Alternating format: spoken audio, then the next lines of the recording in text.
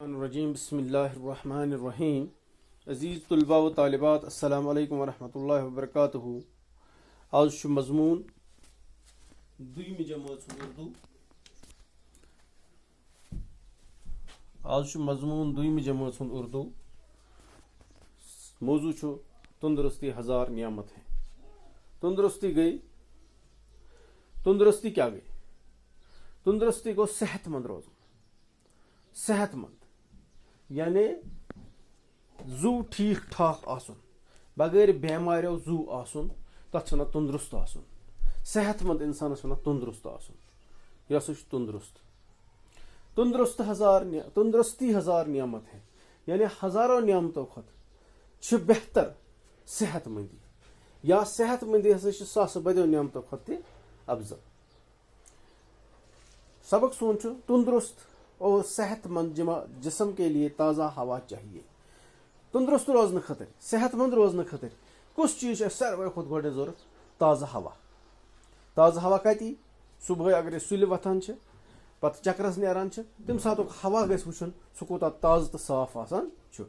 साफ पानी चाहिए, आब त साफ आसन, मकवी गुजा चाहिए, गुजा सोन त सही गुजा आसन, यानी मकवी गुजा गस असल गुजा गस आसन, साफ गुजा गस आसन। यम गुजा विटामिन मिनरल्स यथ मज आसन तुथ गुजा गस खेन। हवा को साफ रखने के लिए दरख्तों की हिफाजत करना जरूरी है। हवा साफ थावन बापत कुलन कुजन हज हिफाजत जरूरी करें।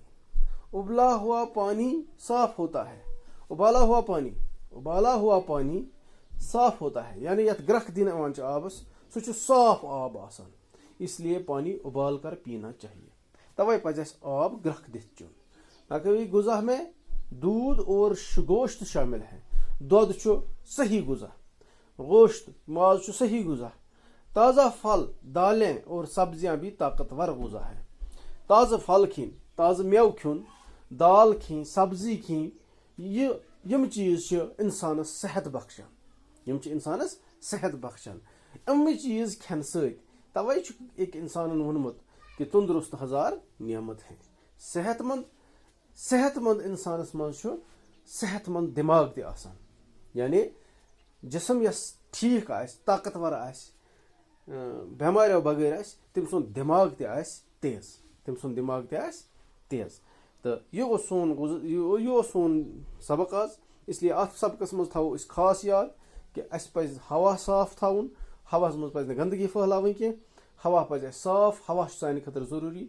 साफ आब सान खतर जरूरी, ग्रकवित आब सान खतर जरूरी। कुलिन कुजन हिफाजत कर सान खतर जरूरी। तो सही तो माकूल गुजा खुन सान खतर जरूरी। बाकी वसलम।